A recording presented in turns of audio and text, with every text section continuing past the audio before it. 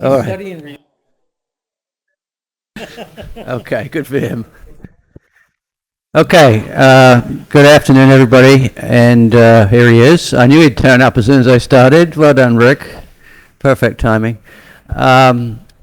Welcome, everybody, to the January meeting of the Pelican Bay Services Division. It's first of the new year, so Happy New Year to everybody in the audience and to fellow board members. Let's start the meeting with a Pledge of Allegiance.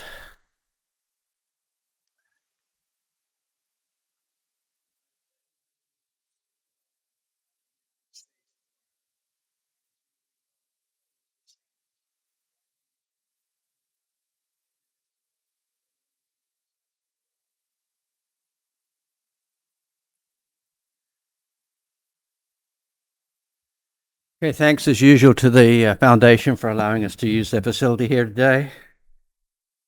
On the roll call, we have everybody present on the board apart from Jack Cullen and Mark, who will be leaving us soon anyway, and is obviously very busy at the moment and is not making our meetings right now. So Jack and Mark are not here. Everybody else is here.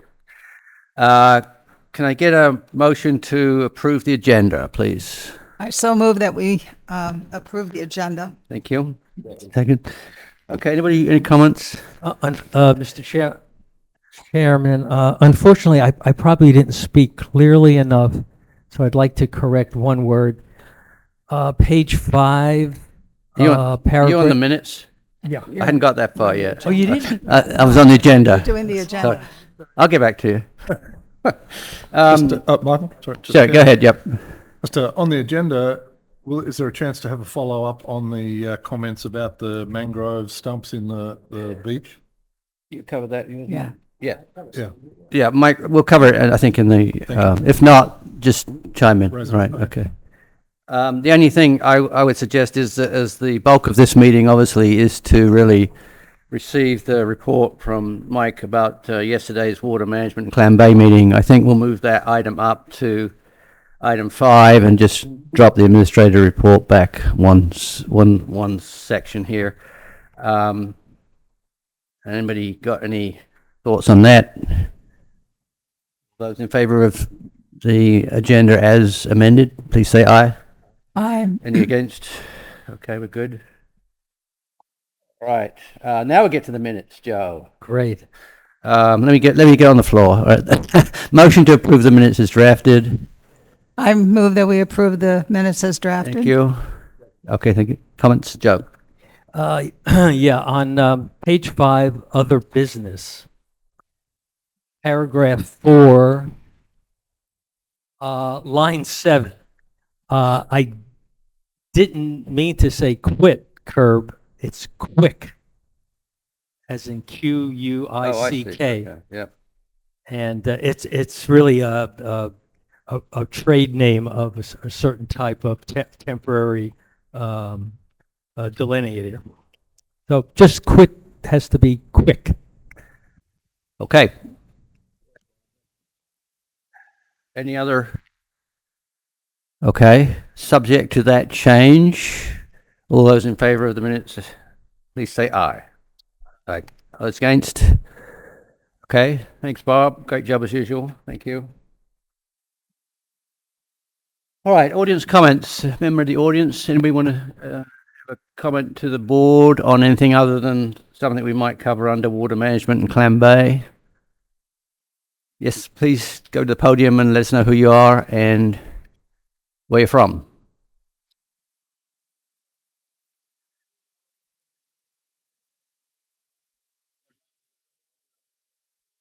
Push the button. Okay. Is it on? Okay. I'm Cindy Polk and I live in Oakmont. I just had a question and a follow-up. I know a concern of mine and many in the community has been the dredging of Clam Pass. And I was curious what is coming out of that meeting with the resilience. Are we going to be doing some hydraulic dredging further back into the fingers of Clam Pass and getting in there deeper and getting some of that sand out of there? So I was wondering if you're addressing that issue today. That's my question. Okay, thank you. I think we will, right, Mike? Yeah. Okay. As part of my report, I will tell you the status of that insofar as we know it now. Okay, anybody else? Okay, to close the audience comments section, thank you. Okay, Mike, you've got the bulk of the meeting today, so give us a summary of your probably extensive meeting yesterday, I guess. Yeah, I think we had a very well-attended meeting with some very good discussion. The agenda had been set for that meeting quite ambitiously in order to bring my fellow committee members up to date on all the things that have been happening, and certainly there are a lot of them, and also to provide a forum for the public. And we had quite a few representatives of the public there, and also just to kind of see where we are going into 2025. Happy New Year, everybody. I think I probably can't do the meeting justice until Barbara tells us what really happened. But I would urge those who are interested, both the people on the board and anyone from the community, to read the minutes, both our last meeting in, was it July, and this meeting yesterday, because it will give probably a fuller and a more accurate picture of where things are than I can possibly do. I'm fortunate in the sense that, we have our staff here, and they will correct my mistakes as I try to go through what was a fairly detailed meeting. The first item we talked about yesterday was the status of the Bay Colony drainage swale and what we're looking at as alternatives. As you all may know, Milton delivered a lot of sand to Pelican Bay and, of course, the whole coastal region. And in doing so, pretty much wiped out what is a kind of unique drainage facility for the north part of Pelican Bay that mostly is in Bay Colony and affects the development of condos up there. As Neil Durrell pointed out, it has a flow that is initially quite counter to the general flow, and it's been maintained in a more or less natural state. It had vegetation and sufficient and adequate depth to handle the drainage, and with the large accumulation of sand occasioned by Milton. Basically, the swale was wiped out. In fact, wound up with sand above the level of the swale. And so we've been busy, we meaning, of course, the staff and our contractors, to restore that. And I think it has progressed pretty well. Among other things, the sidewalls have been resloped. There is a coconut mat that will go there to provide some resiliency, and also a background for natural vegetation to take root there and stabilize the banks. We know that the sand here is pretty fluffy on its own, and we need to stabilize in order to maintain. And I would just quickly ask Chad, what have I missed in terms of where we are on that? No, that's a good update. The only thing I would add is we do have a meeting scheduled with Southwest Water Management to review if we can do some improvements to the drainage area. That's scheduled for March, and we're just going to ask them if we can make improvements. That would consist of getting a permit to see if we can harden it, put in some concrete or some kind of piping in that swell area. Yeah. If you remember, those of us who were here at our last meeting, it had been suggested that perhaps rather than spending whatever we're spending, I think it's probably $500,000 or so, right, to restore it in a more or less natural condition, would be to harden it. And we're looking into that, and that's the reference to the meeting that Chad is referring to. Well, we'll see what happens. Until these recent storms, it had functioned pretty well for a long time with pretty minimal maintenance. So you're always betting on what's the next storm and where's it coming from and what's it going to do. But in the meantime, we are looking into it. The next thing, which segues from the Cindy's comment, has to do with the basic Clam Bay updates. We had some delay in what is a bathymetric survey, but it is now scheduled for this month. It will take, weather permitting, it'll take a number of days. And the bathymetric survey is intended to give us the parameters for the next dredging operation. In addition to the usual, I have to find my notes here so I don't make too many mistakes, but in addition to the usual bathymetric survey of sections A, B, and C, which are the designated locations under our permit for dredging, we are also doing additional bathymetric survey of other areas, including further up toward Outer Clam Bay and several other locations. What I'm fumbling with is Mohammed did tell us at the meeting exactly where they were, and I tried to write them down, but I'm having trouble finding them. But there are about 4 or 5 additional locations which we don't usually look at for bathymetric survey that we're going to look at this year. And that will form the basis for the recommendations as to when and whether dredging is required and the timing of it and the extent of it. A question came up about hydraulic dredging. This has been a problem or a conundrum for a while insofar as Clam Pass, rather, is fairly narrow, fairly shallow, and you need a fairly small hydraulic rig, of which there aren't very many. And the contractors who do hydraulic drilling are basically dealing with project orders of magnitude larger than ours. So while we look at it, and it is always a possibility, frankly, the odds are that we're not going to do it. Don't want to hold out any hopes.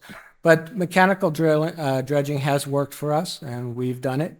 I think the goal would be, if dredging is required, and we do have a lot of sand in there, we probably will, to do so before next turtle season, which helps us both on the timing and avoiding emergency actions during turtle season if the pass were to close up. So that is moving ahead, and we hope to have the results end of the month, I would guess. I again turn to Chad to keep me honest. Anything I missed on that? Yeah, the other thing about the survey that's important to note that we're in the process of renewing the permit with the Army Corps of Engineers and FDEP. So we need that data to be submitted with the report. So we can renew our permit. Yes. So that's the big reason for the extended report. Yeah, thank you for that. Yeah, I think it is important for everyone on the board to know that, our permits expire in 26. We have the Corps permit and the Florida DEP permit. And the worst thing that could happen would be a lapse in that permit because then we're at the mercy of weather and can't do very much. Because of that, this board has previously endorsed the strategy recommended by Mohammed to us to go forward with a permit renewal, essentially, that is identical to the one we're currently operating under, the original permit from 10 years ago, plus the modifications which have been made over time. Any changes to that we think would be required, and we're constantly tweaking it, would be done by way of modification, as we have over the last number of years. I think that's an important strategic or tactical decision that this board has made, and the committee has fully endorsed it, and we see no need to change direction on that. So the data we're gathering and the other things that have to be done, I guess there's a biologic assessment that has to be done, all preparatory to getting those permits in and getting them issued before the 2026. Correct. And the only thing we did ask in the meeting, and it was presented to us, that this permit will be good for 15 years instead of 10. So that's a good thing. Is that going to be? I think also, Lisa, I'll need some help with this. I think specifically with respect to the southern terminus of the survey. Did he say Station 45 or an area just north of the kayak launching facility? My notes were unclear. Do you recall?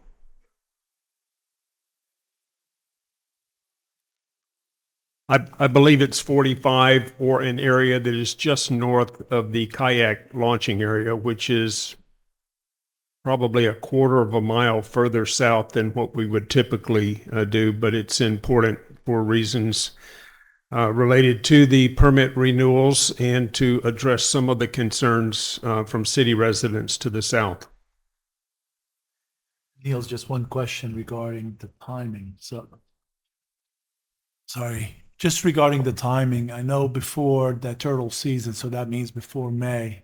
Any idea of dates and how many days the operation will take? Yeah, he was asked that question yesterday. And again, the field work for the survey will be next week. It will take them approximately 30 days and for us to receive the deliverable of the survey. His intention is to complete the permit plans and specifications to put the project out to bid, he said, in March, in anticipation that it would be awarded and noticed to owner in the pre-construction conference prior to May. It'll be tight. And, you know, as was the case last year, we actually went over into sea turtle nesting season that we like to avoid. Historically, the turtles do not seem to frequent the inlet as much as other adjacent areas, but it creates additional environmental clearance issues on a daily basis if we push over into the nesting season.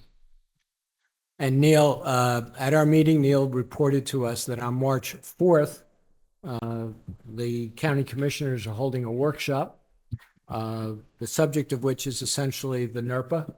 And maybe you can tell us a little more, Neil, about what you think that agenda is going to look like.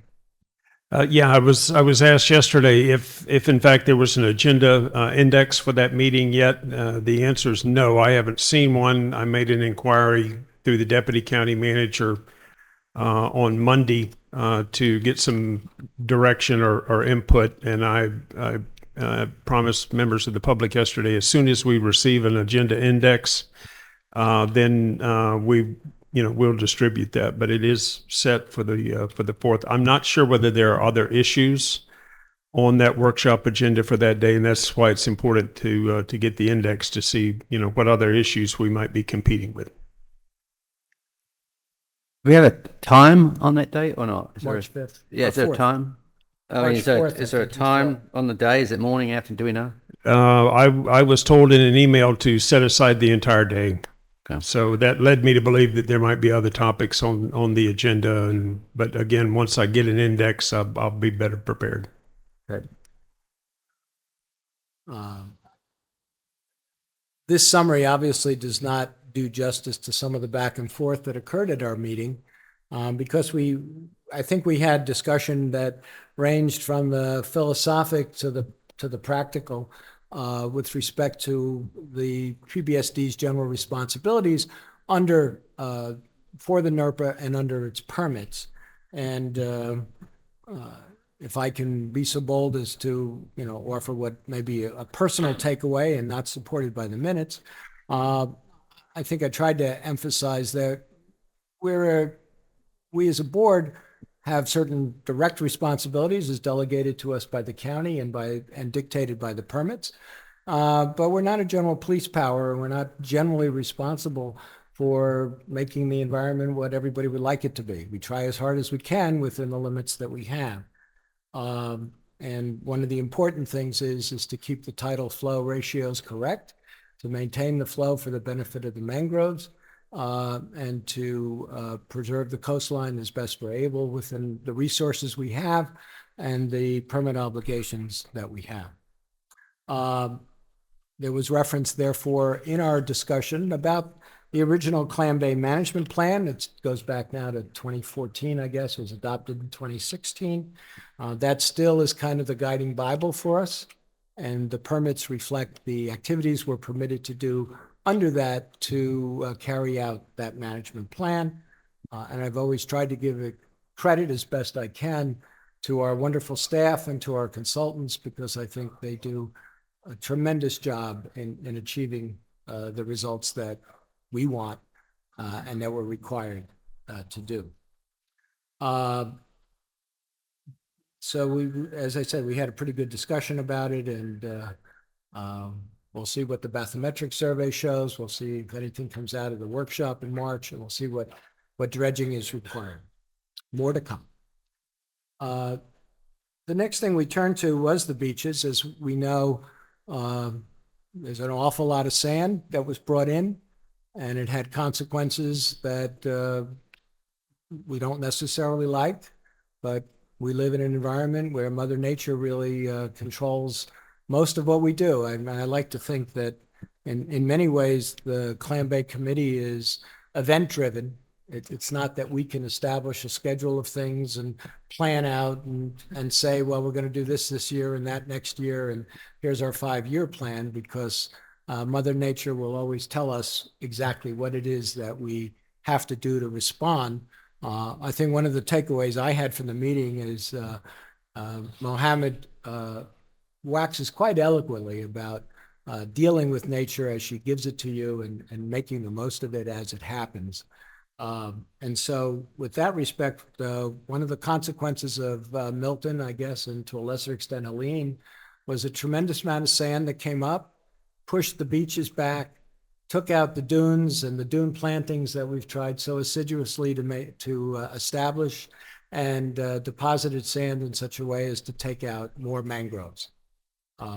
We know just from the roots that became exposed out on beyond the shoreline that the mangroves here were once way out beyond the shore, our current shore, and it's been receded. And when that sand comes in, the mangroves have no chance. We are in as aggressive a program as we can to try to remove as much of the sand as we can from the areas where we don't want it. But we're not going to replace that with mangrove, because we can't establish within anybody's reasonable expectation the conditions under which those mangroves would grow and thrive and grow back. And so what we discussed was basically establishing enough of a dune structure with coastal vegetation to stabilize the beach, and offer protection somewhat like the mangroves do. We had one comment that suggested that the preferred vegetation would be sea oats and sea grapes. Other people we've had other plantings. We've had a pilot program to the area south of in South Beach, just north of the pass, that was coming along pretty well within a variety of coastal grasses and plants, except Milton had other ideas for it, and so it's now gone again. This constant battle of trying to maintain the beaches and renourish the beaches and maintain their stability with natural vegetation and what the Corps, I guess, calls natural protections, is an ongoing struggle for us and an ongoing project and for everybody here.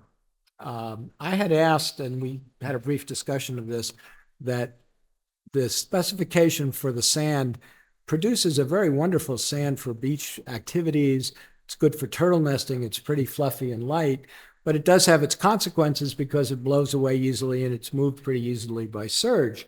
So I had raised the question, well, could we get a spec change or a spec waiver that would allow us to put in sand that would maybe a little heavier and would provide more stability, and learned that there's a Florida statute that dictates that it can only come from certain approved locations, mines in the interior of the state, and we really have no way of controlling that.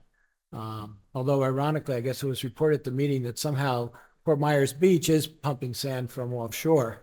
That's probably harder and is creating a Daytona Beach effect where it's looking like cement. So, you have to be careful what you ask for, but one of the things we're not asking for is to change the spec of the sand so that we are dealing with the sand as it's required to be. And the beach renourishment project, as you know, is countywide.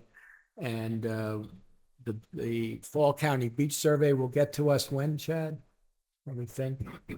Mohammed said within the next month or so, he should give us that report and give us a recommendation of how much sand we would need to place on the private beach. Yeah, and that will be our participation in the renourishment project, which is going on all up and down the southwest coast. What's the time frame on the renourishment project from the county's point of view? Do we know? So on the county, they've already started. They're going to start on the south side in the moorings area. That's happening this fiscal year. And then I would say that Vanderbilt and North would probably be next year. So October kind of time, October, November. It may be budgeted, but I don't know if they would be that ready to be able to do it in October, but definitely next spring, probably. So a year out, I think. A year out from now? Probably to do the north section. But don't quote me on that because CZM's, that's their project. But they're starting on moorings now. I know that. Cindy, yeah. We'll need you on the record, just our. Yeah, just our get minutes a are podium again. transcribed. Yeah. Again, if you would identify yourself. Okay, is this still on? Yeah. Has there ever been a talk of raising money internally in Pelican Bay to pay for our own renourishment and hydraulics out of Clam Pass? If we paid for it versus the county budget? If we raised our own money? And secondly, was there any talk to planting palm trees in front of our properties because those are the first line of defense when a big wave comes to wipe out the homes on Gordon Drive? And I noticed as I boat along there, all the biggest, newest homes have palm trees all over their properties now, which offer deep roots, and they're standing after every hurricane. And I've been doing a time lapse of Google Earth photos of Clam Pass now for, which I have. I've been developing a website to follow it and release it to our community. And it's quite extensive since Irma and Ian.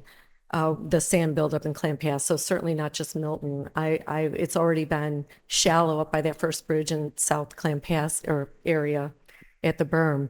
So I was curious, were any of those topics, is it something we can bring up to the community to expedite getting the sand out of our Clam Pass?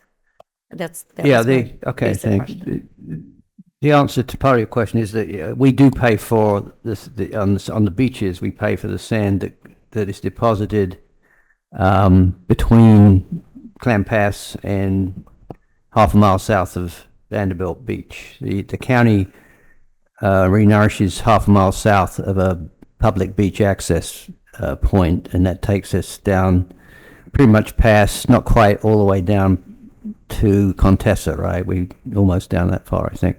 And then we pick up the difference. And typically what we've done is Mohammed's given us a survey as part of this overall county survey that addresses our specific beach requirements. And in the past, we've focused primarily on renourishing around the foundation facilities at Market 36 and South Beach. We now have a permit change that we got recently. We're allowed to take sand out of Clam Pass, and we do dredge it and put it on the beach further north than we were allowed to in the past. So we're hoping that gives us some extra sand source there to renourish that beach at a reasonable cost. We don't have to truck it in. We can take it out of Clam Bay. But when you go further north, we'd be trucking sand in as an adjunct to the county project, which would be taking place north of us. And we do that because they get a better price on sand than we can do on our own. But it comes out of our budget. Now, it's our decision as to how much of that beach area that we renourish. And typically, in recent years anyway, we haven't had to do much between Market 36 and South Beach. That's typically been adequate coverage there, and that area has been viewed, I think it's fair to say, as more of a sort of a natural walking path kind of thing. People don't typically take their deck chairs and plant themselves there for the day. That area is mainly for walkers that go north and south. So it's not as traveled, it's not as used as much, and it's more, we've left it in a more natural state.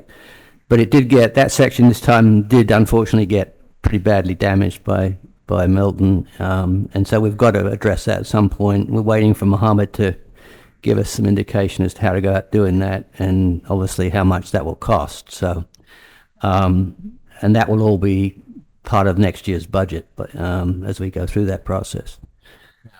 Mike, do you want to address the Clam Bay issues there? Yeah, what Mohammed kind of emphasized at our meeting was the fact that while the beach is actually wider than it generally has been in some years past, the elevations aren't right. It's therefore more exposed, and part of that is the surge and the wiping out of the dunes. So a good part of what we'll be doing on this is to establish a dune line restoration and set the levels, and that will determine the amount of sand and where you put it. And that's, becomes a design and engineering project going forward. But I think in terms of the folks in Pelican Bay should understand that despite the fact that years ago the mangroves came right up to the boardwalk and the beach facilities and around the south, no, just on the north side of Clam Pass, I think the best we're able to do is to have good dunes and good coastal vegetation to protect us. And the mangroves, we've explored a little bit, I think, is mangrove restoration really feasible? And to try to establish the conditions under which that would happen seems either ecologically impossible or financially prohibitive. So I'm one of the takeaways, at least I had from our meeting, was that we've got to kind of get used to the fact that it's coastal vegetation and good beach and good dune protection. That's what we're going to see in the future. That discussion actually took quite a while yesterday, and at least I learned a lot about dune line restoration and how you do it. Mike, just on Cindy's second point, the dredging of Clam Pass is something that we manage essentially on behalf of the county. The funding for that comes from the county's tourist tax and doesn't come out of our budget. And so that's not been a limiting factor in the past. We get a recommendation from Mohammed as to what the dredging template is and how much sand should be removed based on his engineering assessment, and typically that's implemented, and the money for that is then requested from the tourist tax board, and I don't think, in my memory anyway, I think in Neil's too, they've never not paid the money for that. So that's not been a consideration, and now with the changes, I understand it, Mike's referred to, we're going to take a look at expanding the typical dredging template that we've been using to see whether that's something that should be considered going forward. And again, that will come out of tourist tax dollars and not out of our budget. Yeah, you want to go? Yes, Bill McCormick from Bay Colony. I was at the last meeting and made a few comments about the swale. I don't know the gentleman who's to the left of Mr. Doral, but I just wanted to ask the question because you mentioned the study you're doing on the hardening of the swale, which I referred to as a culvert last time I was here. What is the timing of this study, and when will you have a result as to whether it would be a good idea to build a culvert or not build a culvert? Based on the cost-benefit analysis that Mr. Doral mentioned in the minutes of the last meeting. So we have a meeting scheduled with Southwest Water Management because they're the ones that we would have to get the permit through. So we're just going to ask them first before we waste any time and resources to say, is this even possible? Will they permit something like that? And we have that scheduled for March 18th. Okay. The reason I raise it again is that everybody knows that the hurricane brought a lot of sand in, and right next to the swale, the original contour was that the sand was maybe 2 or 3 feet above the swale, the drainage swale. As a result of the hurricane, the sand is now about 7 feet above the swale. So it's huge.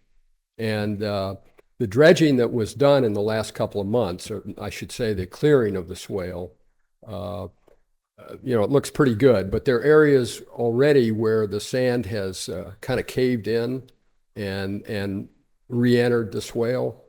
A good example of that is right behind the Windsor, where you'll see there are piles of sand down in the water of the swale. And the other point that I wanted to make is the reason that's happened is because the walls of the swale now, because it's 7 feet high and not 2 or 3 feet high, some of those walls have an angle of as much as 45 degrees, about like that. And already there's been some erosion back down into the swale. And it's pretty clear that once we have a large rainstorm, forget a hurricane, but a large rainstorm, that in those areas where it's high like that, the sand's just gonna wash back in there. So the stabilization of that swale, if that is going to be the permanent solution, which I don't agree with, I think there needs to be a culvert there. But if you are going to try to stabilize that, you're going to have to move back or reduce that angle considerably, because I don't care what kind of soft solution you have in there, it's not going to hold back 45 degrees of sand. And so already it's starting to erode. And Correct. I think with if we have a big rainstorm, you're going to see a lot more in there. Correct. And a lot of it is the condos and stuff, and we're going to reach out to Luann, and we're going to need some help from all the associations and the condos there. They need to build their drainage out to the swale. A lot of the pipes are broken, and they're dropping it off before the swale. So roof runoffs, parking lot runoffs, it's going to have to be a team effort, and some of that's not making it to the swale, and it's washing it out from the landward side. I know that we'll still work on the slopes. I mean, there's no doubt about that. I mean, they're higher on the beach side, but we want to have that big berm to protect as much as possible. We don't want that sand to keep running back in. But we'll keep an eye on it. We'll keep looking. But most of the challenges we have too are coming from the landward side of the downspouts not making it to the swale and washing out the swales. So, because it's going to be some time before I assume you guys restore all those backyards and get sod back in there and get something stabilized. And some haven't even got all the sand out. I'll tell you honestly, I haven't noticed that on our property on the Carlisle. And it may not be yours, but the other ones, I mean, they're just, if you walk down and you'll see that there's some broken pipes and there's some other areas where the spouts don't make it to the swale, and that's where the washouts are happening. And just finally, one question. What was the approximate cost of doing all the work to clean that swale out, excluding what you're going to additionally spend on the stabilization efforts? The current cost of this project was about $700,000. We did the first construction of was about $525,000. So this is a maintenance event, but keep in mind that all this work that is being done will be FEMA filed for, and we expect to be reimbursed for what the work we've been done, but it may not come in till 2, 3, 4, 5, 6, 10 years from now, but we plan on asking for those funds back from FEMA. Yeah, and a conversation I had with Mr. Dorrell on the phone a month or two ago suggested there might be some FEMA funds available for a more permanent fix, such as a culvert. Is that still possible? That's something we can research and look at. But like I said, we're going to go to Southwest Water Management first and see if they'll permit it. You know, if they'll give us a green light and they say that that's something they would permit, then we would probably look into that at that time. Okay. Well, I certainly urge the more permanent solution, because I think you're looking at, each time this happens, another $1 million out of your budget. And because that's what it's going to cost to clean it up again if it happens again. So. Yep, and the engineer alluded to that, and he also alluded to, even if we put in hardened drainage, and if we have another sand event, we're still going to have to pump the sand out of all the drains, and we're going to have to remove the sand. because good. it's going to be in the drains, but I mean, it's not something, it could be done, it'll be done quicker. The sand would mostly come from the west, not the east, so I don't think that's going to be, that would be a minor expense compared to what you're going to face if you don't have a drainage system. No, I agree. I'm just saying it's not a total fix. I mean, we're still going to have issues there, with There'll the still be natural some issues, stones. but I think they'll be minor compared. Okay, so I think we're on record as interested in pursuing the Hardin solution here, if as far as we can. But I think Chad's point is valid. Until we meet with the Southwest Florida guys, we really won't know what they're open to being suggested or not. Hopefully, they'll be open to some suggestions. But if for some reason they're not, then we'll have to look at alternatives. And Well, I would suggest pushing them pretty hard on this, and I don't know whether they have, whether legally they could stop it.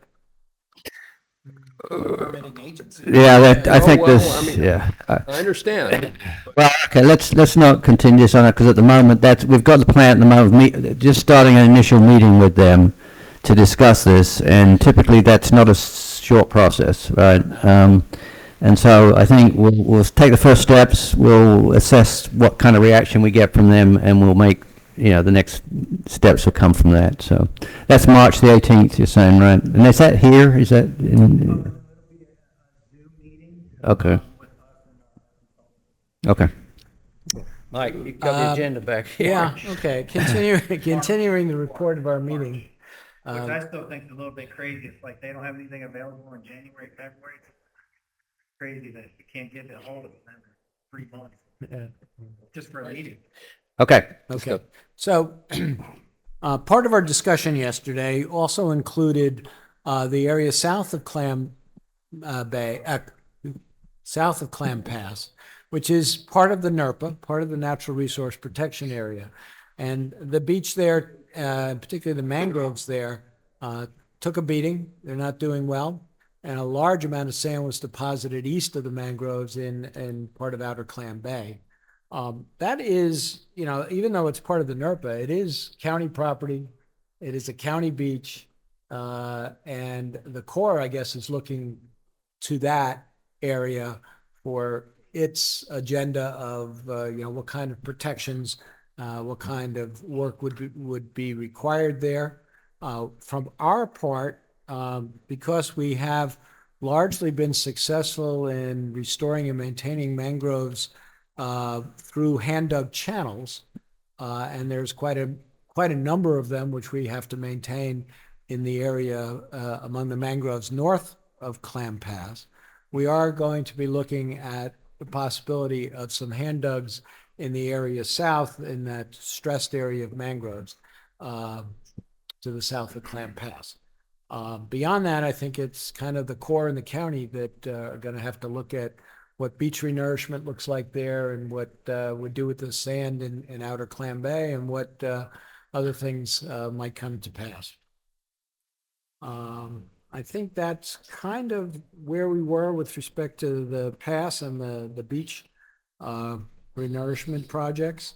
So that kind of concluded the Clam Bay portion of our meeting. As you know, our chairman in his infinite wisdom decided this year to merge the Clam Bay Committee and the Water Management Committee, which had been largely distinct up to this last year. I said at the meeting yesterday, and I'll do so here today, is I would urge the chair to return to a separation of those two committees. There is certainly, from the board member perspective, plenty of work to be done.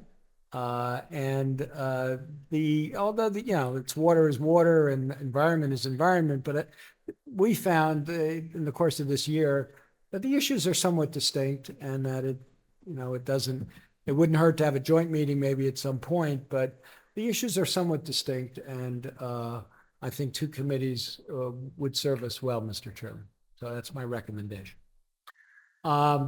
Turning then to the portion that we began addressing in the upland area, one of the things that had come out of the last meeting where we had the report of the 2023 water quality report was that our waters remain impaired. And now we're not talking, we're talking about the water quality that comes from the upland flows are still elevated for phosphorus and nitrogen. And we noted that in our meeting. It was in our minutes, and the recommendations were in there. And it was fairly similar to what we've seen in the last number of years. There is no discernible trend. The water quality tends to vary because it's event-driven. If someone's dredging or if there's a storm or excessive rainfall, the numbers will vary. But there is no discernible trend to say that the waters are deteriorating. Nonetheless, because they're impaired, because our citizens and our residents are rightfully so concerned about our environment, I had a number of inquiries about what is PBSD doing about it. And I think at the meeting, we pointed out that, first of all, we're a monitoring agency for that. We collect a lot of data, and we report that data, and we do our reports, but we're under no mandate until somebody tells us otherwise to do much about it. That's not to say, we're being very cavalier about it. We did look at the regional data, and not surprisingly, we're no different than all the areas in which you have upland coastal development. And we had a brief discussion as well over the fact that, well, if you were going to do something about it, who would do that and what would be done? And the fact of the matter is that as we've recommended, or as our consultants have recommended in the last number of water quality reports, it's mostly about people and their activities, particularly cuttings, grass cuttings that get into the storm sewers, and debris and the flushing into the storm sewers of things that don't belong there, emptying of pools.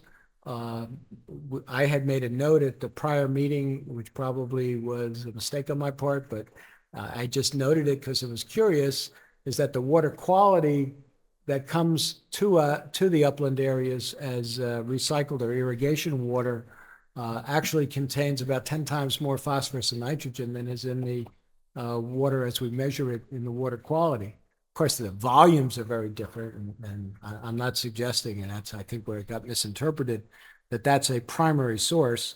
I don't even know if it's a measurable source, but it's indicative of the fact that there are lots of sources of phosphorus and nitrogen over which we as a committee and we as a board have really no control whatsoever. There are fertilizer ordinances as to when and how and what you can apply, who polices that, whether they're in fact policed. We don't know. It's not something that PBSD does. But all the old recommendations, which you can see in the water quality report and in our minutes, are about proper behavior such that the folks that live and work here are as protective as they can of the environment. And we've put articles in the Post about it. But as I noted yesterday, the folks who read the Post aren't necessarily the folks that are applying the fertilizer. So we have this issue. I don't think it's an issue of alarm. If we saw tremendous change in the data over time, I think we would be, but we haven't. And so to the answer to those who have said, well, what's PBSD doing about it? I think the answer is we continue to monitor it. And if others want to take up the cudgels of policing everything that happens upland, I welcome it, but it's not something that's really within our purview. And so we're not doing more than monitoring at this time. That answer may not satisfy everyone, but it's a fact. We then had a report on our ongoing pipe maintenance and repair projects. We do, TV these lines. We repair where we're necessary. One of the larger projects, which is actually in our budget, was we had thought through prior engineering evaluation that in Georgetown, there's a pipe that runs between the ponds on either side of the entranceway. And we had assumed that that was broken because the line couldn't be TV'd. And we had an engineering evaluation, offered several alternatives. This board actually accepted the recommendation of the Water Management Committee to do a fairly extensive project to restore that pipe. We actually replaced that pipe.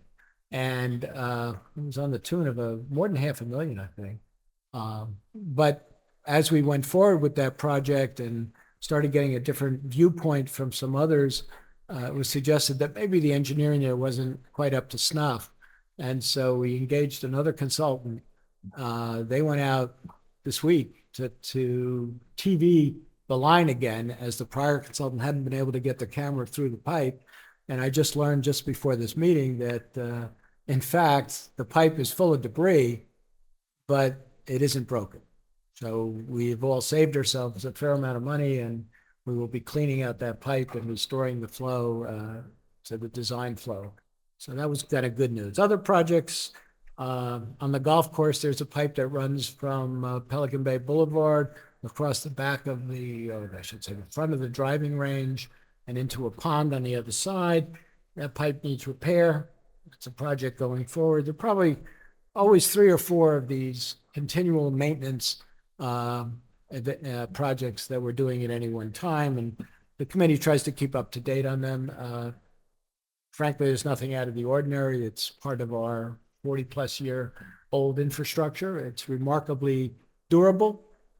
These problems are fairly minimal. I ran for this board 4 years ago now, and thought this was going to be our challenge, that our aging infrastructure was going to require a fair degree of activity and expense. And to my surprise, at least, that's not so. It was remarkably well designed and remarkably well constructed, and remains functioning and intact. And so we go forward on a kind of a case-by-case basis where we need to do work. One of the projects of Water Management Committee oversight has been the condition of ponds and lakes, where we have drainage easements.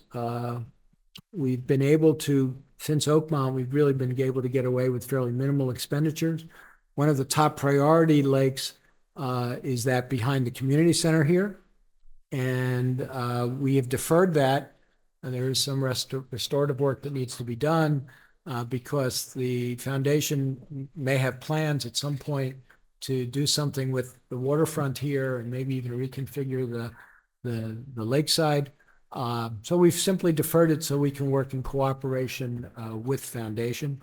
The timeline on that is uncertain to unknown. So we'll see.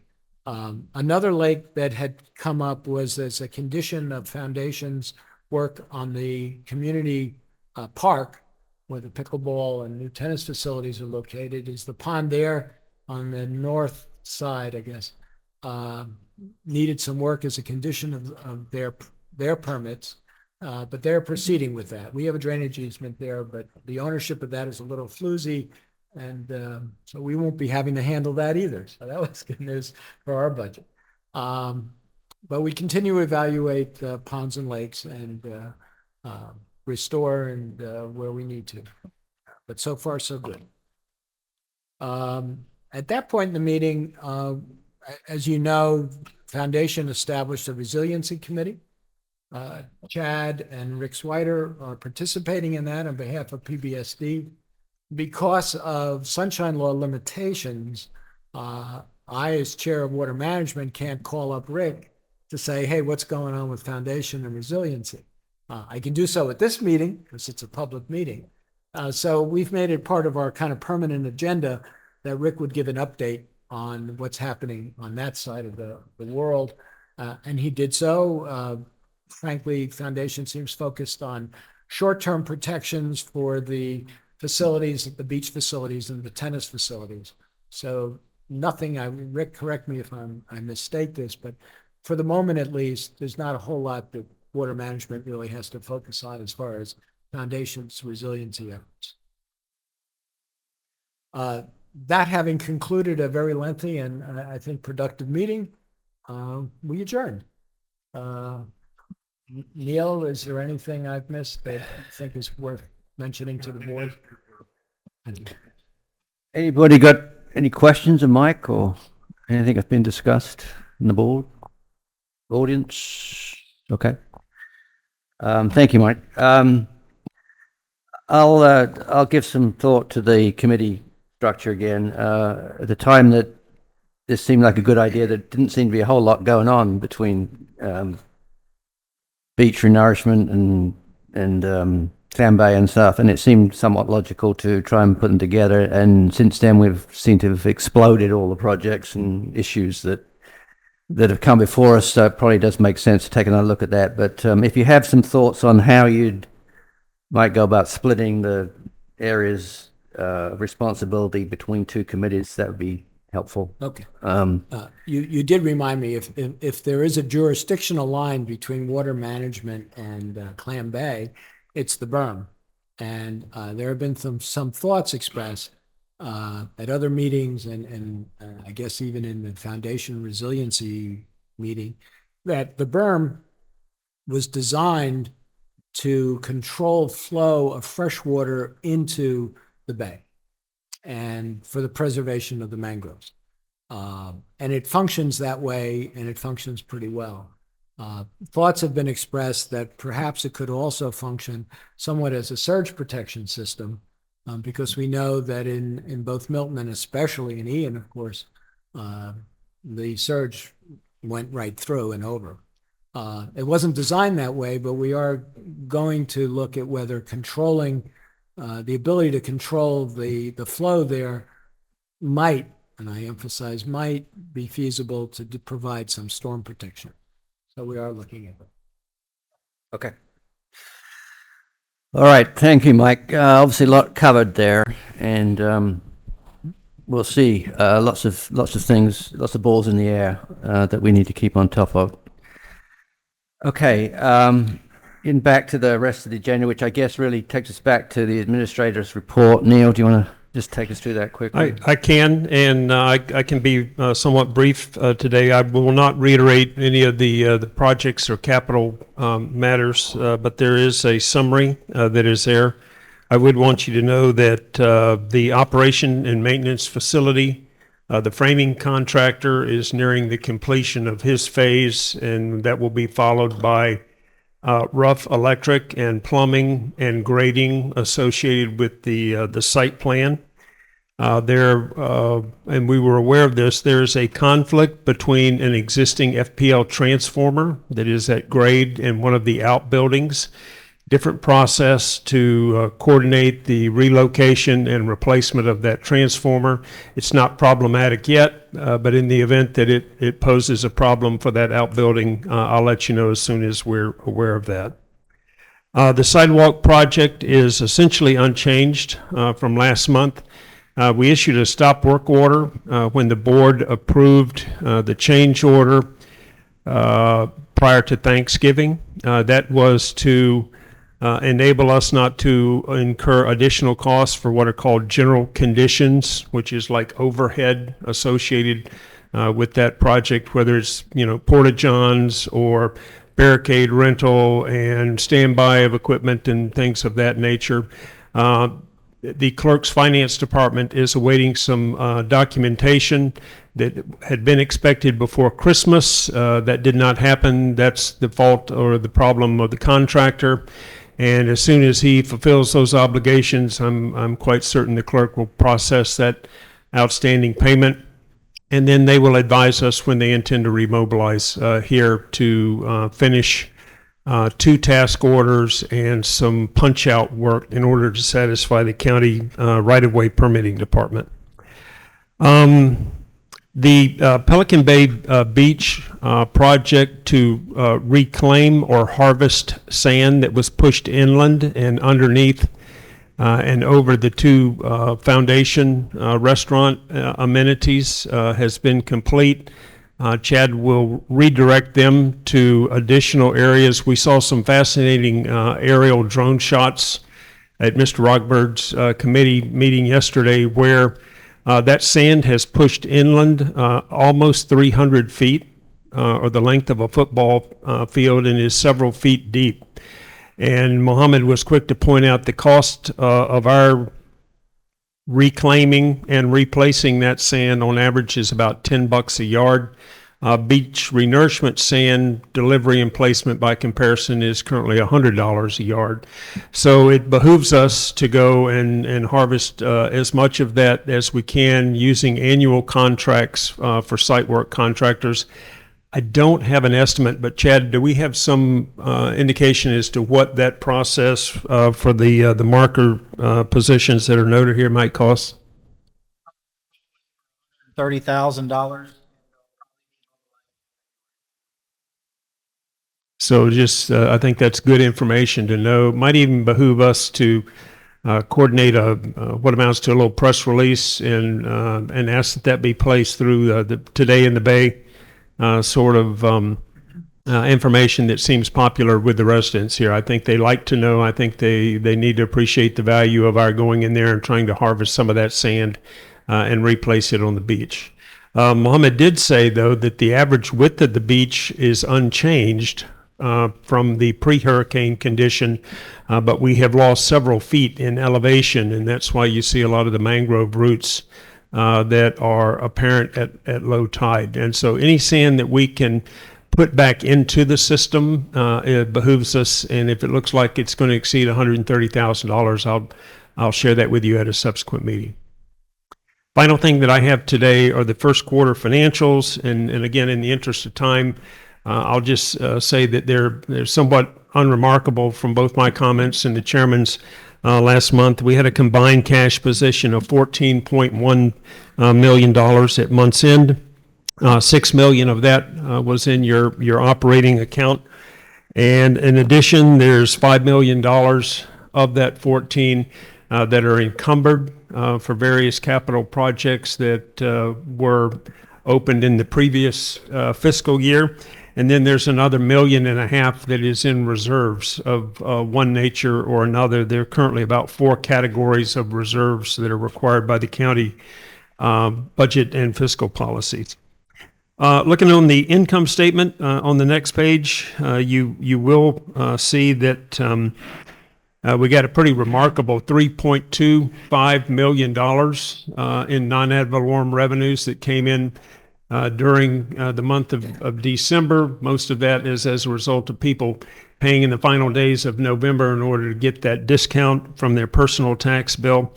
Total year-to-date revenues are right at $4.5 million, or approaching 85% of the annual budget through the end of the first quarter. The chairman talked about the carry forward actuals at last month's meeting. They're at the bottom of the first page there, so I'm not going to reiterate that. And with that, I think I'll stop there. Mr. Chairman, I don't know if you have any other comments from our meeting the other day or not, but I think those are the high points. Yeah, I think that's right. The only thing I'd mention is that for those of you kind of who follow along with these things, I know they're kind of eye-watering statements, but the reserves that that Neil alluded to at $1.4 million was essentially what we had in the budget.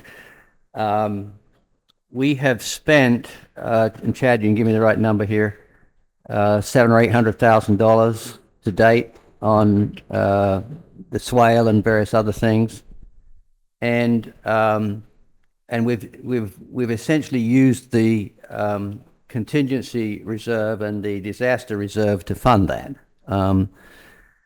So what's happening is the way the county do the books is that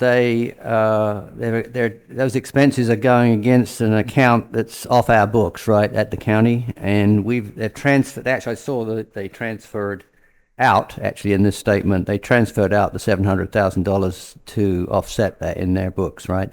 So our reserves right now are now down to somewhere in the order of $700,000, not $1.4 million, and we will need to address, how we go about refunding those reserves when we get around to the next budget cycle.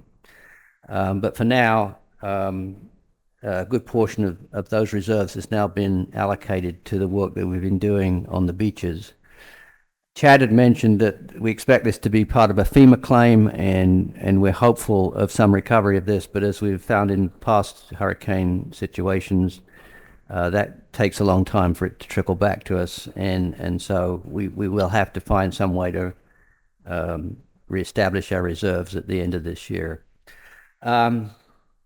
The only other thing I'd mention on these statements, Chad, and that is that in the budget, we had started to plan to begin to repay the loan. And I think we had anticipated paying $370,000 this year, I think was the amount that was in the budget. And we were going to presumably, I think that number came about as $125,000 after the first half of the year and $250,000 in the second half of the year. So you might, I'd like us to stick to that schedule and to start making those payments. So you might want to let the county know that we'd like to make the $125,000 payment at the end of the first quarter, so April 1st. And then we'll do the 250 at the end of the fiscal year. So you might let them know we want to start doing that. Okay. All right. Other than that, I think everything else is pretty much progressing along the lines that we had in the budget. So I won't spend any more time on that. And the chairman's report, the election cycle is officially underway. The deadline for applicants to put their name forward to be members of the board, I think, closed yesterday, right? Yeah. And we have 5 applicants for 4 open seats for residency positions, and 1 open position for a commercial candidate. We don't have any applications for the commercial candidate, but the 5 people who have submitted their application for the residential positions are Cindy Polk, who's here today. Cindy, welcome. Christopher Noble, Robert Lufkin, Michael Rodberg, and Joe Chickarow. Michael and Joe, as you're aware, are currently on the board. So that will require us to run an election of some kind, and we need to decide how we go about doing that. It's a while since we've had an election, actually. At the very least, I suspect what we will do is to ask each of the applicants to provide us with a short sort of resume of why they're interested in running for the board and anything else they'd like to the community to know, and we will probably try and include those in the Pelican Bay Post, and once, at least once or twice during the next cycle. The cycle, the voting for position starts in February 5th, is that right? And ends March 7th. So we've got some time here to sort of gin this up. The last time, as I recall, that we had an election for these positions, we actually had a forum that was coordinated through the foundation and occurred on the same day that the foundation had their own candidate forum. So we kind of, I think they had theirs and then we followed. So we may try and see whether we can arrange something like that. But so that's kind of what I expect to be happening there. So probably each of the applicants will receive a note from Karen, I think, was going to do it, just requesting the initial bios that we can include in the Pelican Bay Post. So with that, that's ahead on the election cycle. Any questions on that? We understand what's going on? Okay. Under old business, I guess we talked about the 41 patrols. Anything new on the 41 patrols? Somebody had mentioned that. Something I noticed in the minutes, I guess, that this was more of a Florida Highway Patrol issue than it was a local sheriff issue. Does that make it more complicated and things? No, correct. We reached out to Collier County Sheriff's Department. They recommend we reach out to FHP. We reached out to FHP, and they're doing some additional patrols. They're aware of the area, but we are paying for additional patrols within Pelican Bay through Collier County Sheriff's Office. So the FHP is aware of it, and they're doing their part. There's still a lot of traffic on US 41 at very aggressive speeds.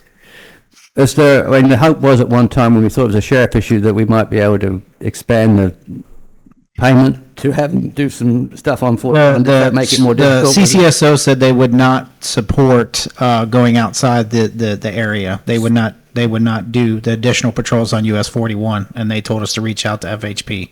And we reached out to FHP, and they said that they'll do additional patrols, but there's no compensation or no schedule like we have with the internal controls. CCSO is? Collier County Sheriff's Office. Yeah, oh, I see. So who we're paying to do the additional patrols within the community, they would not do the US 41 corridor. Okay. Yeah, go ahead. Chad, do we get any kind of report from CCSO for the money we give them as to how many, where they were, when they were? Yes, we can get a report at any time. And what about people who have been stopped or ticketed or warned? Yep, we can get that report, and we could share that with the Landscape and Safety Committee or the board. But yeah, we can get that report at any time. It's pretty lengthy, but it's nothing major. A few stop sign runners and stuff like that. Okay, and then the only other thing I wanted to mention was, I think it's tomorrow, if I'm right, there's this meeting on the issue of a potential stoplight at the intersection of 41 and Gulf Park. Correct. It'll be FDOT, and I think it's hosted by the Pelican Bay Property Owners Association. Right. So there's a bunch of issues associated with that. It's it's really to do with a continuation of the discussion as to that Joe and his committee have been working on for some time as to how we manage traffic trying to turn left off Gulf Park onto 41, and obviously a stoplight is one option that is interesting, but there's lots of complications with it, and it's not clear that everybody in the community would even be in favor of it. So if you're aware of it, you're interested in it, tomorrow's meeting is a chance to hear some discussion on that from the FDOT representative that's going to be here. I encourage you to attend that. I take it, Joe, you'll be there, will you? I know I can't, for some, unfortunately. Yeah, I'm going to try, but I'm not sure how much comment I can make with sunshine. So. Okay, but you'll be there. I am in communication though with the engineer. So. Okay. All right. Good. Thanks. All right. I think that's. Sorry, go ahead. Just an item of old business, which was the item I brought up that's in the minutes from last time. The stumps and so on, the mangroves that are exposed, given that it's going to be 12 or more months potentially for beach replenishment. We've been to the beach a lot in the last 6 weeks with family visiting and so on, and there's like 3 different categories of vegetation there. The stuff that's like matted in the sand. There's then these clumps of they're like old stumps or something. But then there are some quite jagged, dangerous, frankly, pieces of wood and so on. And when the water is discolored, you're in the water, you can't even see these. So what, if anything, can be done, and I'm not even sure, is it a county or Pelican Bay or maybe both that have interest in this to make sure that the beach can be rendered safer. I mean, my simple thought was, can some sort of stump grinding thing be done to grind down those that are sticking up and are presenting, frankly, quite a significant hazard to people. The others don't matter so much, and you wouldn't have to be destabilising the beach, like you said, Chad. When we were pulling some out, it was destabilising it, but maybe there's a way of reducing the risk without destabilising. But I really think beach population is going to increase over the next few months, and I think the risk of somebody being injured, if they haven't already, is significant, and I think we should do something. When we had Earth Tech Enterprises mobilized, they were pulling out a bunch for us last time. Mm-hmm. When we come back and have them reconstruct it, I'll have them go back to those areas just in front of the restaurants and see if they can address right in front of the restaurants. The only problem is every time we pull out one of those, we're losing stabilization. We're losing that. That's what I'm saying. I'm not suggesting pulling out, but de-risk them by grinding them down. Right, and the thing about grinding them down, so you have to go to super low tide, so they have to be mobilized, and it's all about timing, and then they got to have the equipment available to do it, and not everybody's motivated to put their equipment in salt water. The excavators, they don't mind because they can just pull it out and not be totally in the water. But I definitely would like to have them address, at least in front of the restaurants, so we can safely get from the restaurants to the water. Well, Tony, I don't know if your members are complaining about the condition of the beaches, but from a user of North Beach, for me, I think it's unsatisfactory. Yeah.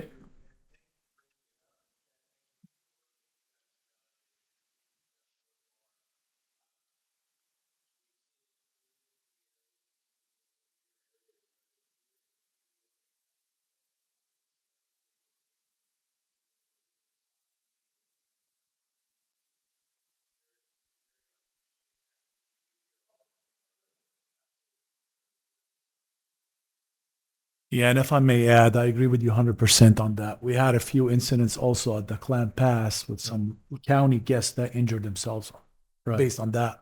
So some of my landscaping team went down to clean it up a little bit. So totally We agree. need to, but we know when low tides are going to be. I mean, the tide timing is published. I mean, there must be ways of getting things done. Yeah, no, and I agree, and that's how we did it last time with the contractor. They just had the stuff out on the beach, and then they would just go out there during the low tide and address it. And we'll address it to some more. I just don't know if it'll be perfect to the way it was before, but Any improvement would be yeah. Perfect, probably not. But, Because right now we probably have one about- that's sticking this far up and it's got a jagged single. Yeah, piece and if you going up if you walk down a little bit from marker 36, you'll see large mounds, and they probably pulled out hundreds of stumps already through the last iteration, and we'll bring them back and we'll have them address it some more. When people come down to the beach, they go right to the bottom of the stairway first, and then the beach kind of, the chairs and things spread out from there. But right behind marker 36, there's quite a lot that doesn't appear to have been addressed. Is that, are they continuing to do that, or have you got to get back to them to come back again, Chad, to do that? I'm waiting for them to come back and address those. They're busy right now, but they're looking at February time frame, and when they're there, we'll address those the best we can. And just, having observed it, I guess it's the outflow from Clam Pass where the water is actually tinted and coloured, and you can't, not even clear, to be able to see through where the hazards are. Correct. When you're a swimmer. So Yeah, when the tannins of the clam bay are coming out, yes. Yeah, right. And they sort of migrate their way up the beach and obscure Yeah. the hazard as well. And we're also seeing a lot of new vegetation there that's been unearthed underneath the sand, and we actually had pollution control come out and test it, and it's all good. It's just organic matter that's down there, that's down into the sand, that's just been exposed to all these storm events. Yes.